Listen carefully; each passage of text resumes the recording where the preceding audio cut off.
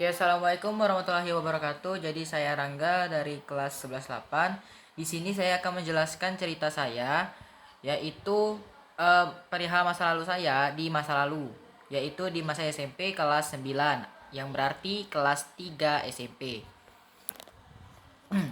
Pengalaman saya yaitu pada saat SMP, yaitu bully. Bully dalam rangka pada saat itu saya menjadi ketua kelas. Ketua kelasnya ini di sini itu saya difitnah. Awal mulanya terjadi mengapa saya difitnah itu yang pertama, pada saat itu lagi jogging. Niatannya itu mau jogging. Itu pada saat weekend Sabtu sore. Sabtu sore awalnya mau jogging, namun teman saya ini lupa membawa sepatu. Jadi ya udah, kita kami itu dengan teman saya ini pergi ke WFC, Waterfront City. Pergi ke sana. Ya udah, mereka ngerokok di sana. Jadi karena mereka ini di luar lingkup sekolah, jadi nggak masalah ngerokok asal nggak ketahuan sama pihak sekolah kan. Terus mereka ini ngerokok, itu ada siswa lain lihat. Dan fun fact juga, wali kelas saya itu dulu itu guru killer dan juga itu pembina OSIS. Jadi kalau misalkan mendengar berita-berita luar tentang anak muridnya begini begini begitu begitu, berarti dia langsung siap siaga untuk memulai gebrakan yang baru atau gerakan tambahan, yang dimana posisinya saat itu saya lagi ngegame, sedangkan teman saya ini sedang ngerokok. Jadi tuh saya nggak tahu sama sekali gitu loh kalau misalkan ini nih ada dari sebenarnya, mengapa itu yang melaporkannya itu, atau kalau istilah kata untuk sekarang ini cepu atau sering ngadu, tukang ngadu gitulah. Itu yang ngasih tahu ke pembina atau wali kelas itu adalah kelas 10, enggak, kelas 8 atau kelas 7, pokoknya adik kelas. Dia memberitahu ke wali kelas kami dulu. Dia mengatakan bahwa, Bu, si ini ngerokok.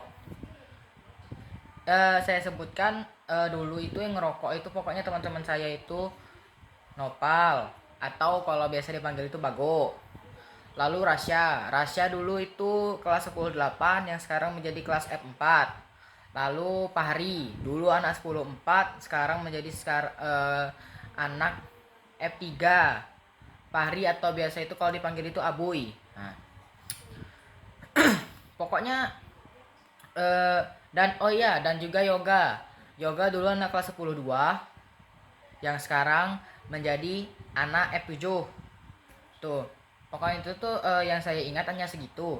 Sisanya ada lagi, namun itu dia tuh sekolahnya di sekolah lain, di SMA lain, yaitu di SMA 8 dan juga SMA 2. Jadi saya itu difitnah kalau difitnah dari yang oleh mereka-mereka itu sama pokoknya geng-geng mereka lah, atau istilah kata itu circle. Nah, jadi mereka itu ngefitnah saya kalau saya ini memberitahu kepada wali kelas kalau mereka ini ngerokok. Sedangkan itu dulu kan di wilayah sekolah, bukan di wilayah sekolah, di luar. Nggak masalah sama sekali sebenarnya. Namun saya ini yang kena. Karena dulu saya itu menjabat menjadi ketua kelas. Jadi mereka mikir ini, berarti ini, karena kan biasa kan panggil Along kan. Saya ini dipanggil Along, jadi itu kayak mereka mikir, ini Along ini ngasih tahu ke ini gitu itu gitu lah. Jadi awal mulanya itu mereka memfitnah saya. Jadi secara garis besar mereka ini memfitnah saya gitu loh. Dengan saya menjadi ketua kelas ini, mereka ini berpikir kalau saya ini cepu, padahal aslinya tidak. Kayak saya ini hanya menjadi korban fitnah. Apakah itu enak? Tentu saja tidak. Karena apa? Itu membuat reputasi saya itu dulu jelek di mata orang lain. Karena kayak orang-orang mandang ini, saya ini, dia ini tukang cepu. Kalau istilah-istilah kata sekarang itu kan kayak, dia ini kan tukang cepu nih, ngapi dikawani, ditemenin tuh nggak usah itu. Yang dimana dulu itu membuat saya itu kayak ngerasa kesepian kadang itu. Dan juga tuh eh ada juga tuh kejadian, walau itu tuh kan berlanjut berlanjut tuh, yang kayak yang nggak mau temenan sama saya itu hanya yang cowok. walau beberapa itu ada yang mau temenan sama saya, namun bertambah setiap kejadian yang saya selalu difitnah padahal saya tidak ngapa-ngapain. Contoh, anak kelas saya ini minggat nih, saya yang kena marah, saya yang dibilangnya kalau kalau saya ini yang gak fitnah padahal saya nggak ngapa-ngapain gitu. Kayak kalau misalkan ada tuh juga tuh, gurunya ini pergi namun bukunya ini ditinggal. Alhasil dulu itu tugasnya itu dari LKS kalau LKS punya guru ada kunci jawaban. Jadi sekelasan itu ngelihat dan saya juga ngelihat. Ya kapan lagi gitu biar dapat nilai gratis kan, nilai bagus. Nah namun di WA mereka ini ngiranya ini kalau saya ini ngasih tahu ke gurunya. Kayak buat apa gitu loh kalau saya ngasih tahu ke guru kalau saya juga mau nilai saya ini bagus. Alhasil saya difitnah dan eh, selanjutnya itu sampai besoknya saya itu dijauhi, dimusuhi satu kelas. Dan saya dulu itu dari SMP 2 yang berganti nama menjadi SMP 3. Dulu saya kelas B. Pokoknya itu Bu, dari kejadian itu banyak nggak mau temenan sama saya. Seiring berjalannya waktu menuju arah kelulusan, tapi itu pas semester 1 masuk semester 2 makin parah lagi Bu. Saya dicaci maki, dihina, bahkan saya dibuat nangis oleh mereka. Yang alhasil karena saya sudah jenuh, saya laporin ke wali kelas, saya laporin ke guru BK, saya laporin juga ke guru wakil kepala sekolahnya. Saya kasih tahu gitu loh, kayak saya jenuh gitu. Kayak misalkan Bu, kami ini korban rundungan, kami ini korban bully gitu loh kami bilang kan. Pokoknya itu semua anak-anak saya dulu pada saat dibully saya sebutin semuanya. Jadi kayak oh ya udah gitu loh. Lalu ketika masalahnya sudah clear, saya disuruh dulu jangan sekolah untuk beberapa hari. Jadi saya mendapatkan izin untuk tidak sekolah dulu untuk beberapa hari. Dan pada saat itu juga emak saya ini ngira kalau saya ini ada apa-apa gitu loh. Dan pada saat itu saya itu lagi pilek atau lagi sakit lah. Nah itu saya dikira itu kalau saya itu lagi nangis padahal itu saya lagi menahan kayak apa tuh ya, kan lagi pilek, lagi batuk tuh, jadi dikiranya itu tuh saya lagi nangis padahal enggak. Nah karena kayak mereka orang tua saya ini melihat kejanggalan dari saya ini, jadi mereka itu nanya ke saya langsung, cuman saya ini nggak ada ngerespon. Nah karena ada di kejadian yang dimana kalau orang tua saya ini tahu kalau saya ini korban rundungan atau korban bully. Pada saat itu pulang cepet gak ada yang mau nganterin saya padahal teman saya dulu itu bawa motor dulu pulang cepet. Jadi juga nggak ada HP, jadi tuh saya nggak bisa untuk ngabarin ke orang tua kalau misalkan pulang cepet. Nah itu kayak alhasilnya itu ya saya tunggu sampai di sana berjam-jam, ada sekali 1 jam.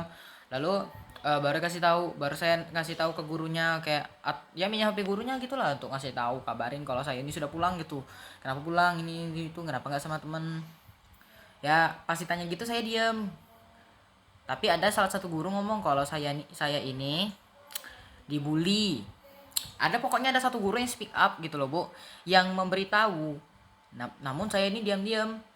Nah karena dari saat itu mereka berpikir kalau saya ini memang benar-benar korban bully. Yang pertama itu kayak duit jajan ini kadang ini kurang. Bener Bu, dulu duit jajan saya itu diperas. Dulu duit jajan saya itu 20. Namun kadang duitnya itu tinggal 5.000 karena diperas gitu ya. Itu dulu. Yang kedua, saya kadang itu dihajar secara fisik, pokoknya dipukul-pukul itu secara fisik tuh dulu. Kayak kadang ditendang, kadang dipukul tiba-tiba. Ya gitulah yang saya rasain dulu. Lalu yang ketiga itu ya kalau lagi di kelas, kalau misalkan ada tuh kemarin kejadian, bukan kemarin sih, kejadiannya dulu. Guru ada di depan kelas, namun gurunya itu acuh tak acuh. Jadi sekelasannya ini ngelempari saya kertas. Kayak ini kertas copot digulung-gulung habis itu lempar ke saya gitu. Dia tuh saya mikir tuh kayak itu dari situ saya sebenarnya sudah mikir aneh-aneh kayak ya kalau misalkan gini terus ya mending apa aja gitu ya, pokoknya tuh kayak saya di saat itu terasa dibuat terhina dibuat oleh mereka. Alhasilnya ketahuan oleh orang tua barulah diadu.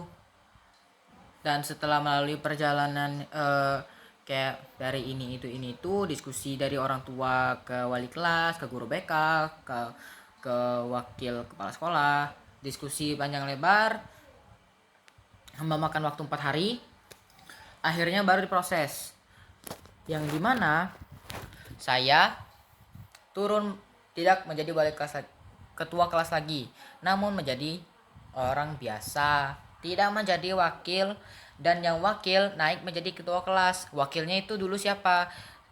Karena pada saat itu pas pertama kali masuk kelas 9 itu saya ditunjuk menjadi ketua kelas, dan wali kelas itu nanya siapa yang mau jadi wakilnya, nggak ada yang mau. Jadi wali kelas itu nanya ke saya siapa yang mau ditunjuk. Nah, pada saat itu saya sekelas dengan Hafiz dari kelas sekelas dengan saya, Bu. Saya tunjuk dia karena dia waktu itu posisinya jadi wakil, jadi dia naik menjadi ketua kelas. Seiring berjalannya waktu, saya sudah merasa tidak terintimidasi lagi dari kejadian itu dan saya merasa tenang. Namun setelah dari lulus itu saya merasa lagi tidak tenang dari orang-orang sekitar lagi. Karena apa? Dari masuk SMA saya melihat orang-orang itu lagi kayak seperti kesannya itu atau suasananya itu tuh seperti masih sama lagi gitu loh, kayak saya ini dihina dan pokoknya yang lain-lain aja, yang pokoknya itu tuh menurut saya ini terhina lah karena saya ini dulu korban bully. Jadi makanya saya selalu mikir yang aneh-aneh.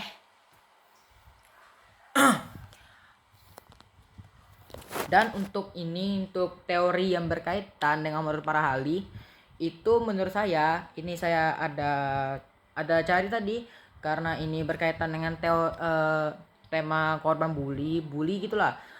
Yang intinya Bu, ketua kelas yang difitnah oleh teman sekelasnya. Kalau menurut saya ini adalah teori konflik sosial Lev Vygotsky. Menurut Vygotsky, konflik sosial dapat terjadi ketika individu memiliki perbedaan pandangan, nilai, atau tujuan. Dalam kasus ini, teman-teman sekelas yang merasa iri atau tidak puas dengan ketua kelas yang dianggap cepu. Padahal bukan. Saya hanya korban yang difitnah, yang dimana dapat menciptakan konflik sosial dengan cara memfitnah atau menyebarkan rumor tentang ketua kelas tersebut. Benar, dulu saya itu setelah saya itu dibully, difitnah, saya itu disebarkan rumor-rumor itu yang nggak baik-baik tentang saya. Ya pokoknya itu tuh yang hal-hal buruk, yang terhina itu disebarkan. Kayak kalau saya ini nih, nggak mungkin lah saya sebutin, nggak mau mengingat lagi, jadi ini juga saya ceritain juga gimana gitu loh. Dan kalau untuk teori simboliknya itu atau disfungsional itu, kalau menurut saya itu teorinya itu adalah simbolik. Mengapa? Yang dikembangkan oleh Herbert Blumer, simbol-simbol yang digunakan dalam interaksi sosial dapat mempengaruhi perilaku dan identitas individu. Dalam kasus fitnah dan stigma, simbol-simbol yang digunakan oleh teman-teman sekelas dapat mempengaruhi identitas dan reputasi ketua kelas tersebut. Contoh, ketika teman-teman sekelas menyebarkan rumor bahwa ketua kelas tersebut cepu, maka simbol cepu tersebut dapat mempengaruhi identitas dan reputasi ketua kelas tersebut. Simbol tersebut dapat membuat ketua kelas tersebut merasa tidak percaya diri, tidak populer, atau tidak dihormati oleh teman sekelasnya sendiri. Betul Bu, saya dulu tidak dihormati.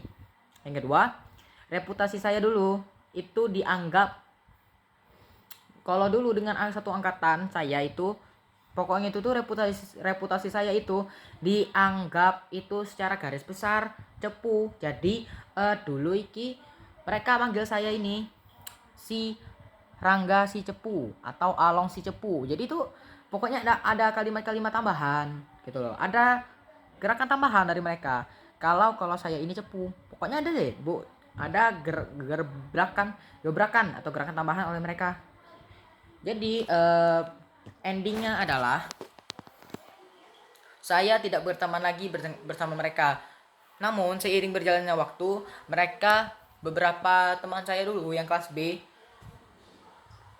itu menerima saya. Seperti Nopal. Nopal dulu menerima saya dulu lagi untuk sekarang. Lalu Muammar dulu itu nggak suka dengan saya karena ini saya ini kayak menurut dia itu saya ini diam namun sering cepu atau menceritakan hal-hal yang aneh. Lalu siapa ya? Banyak deh Bu pokoknya.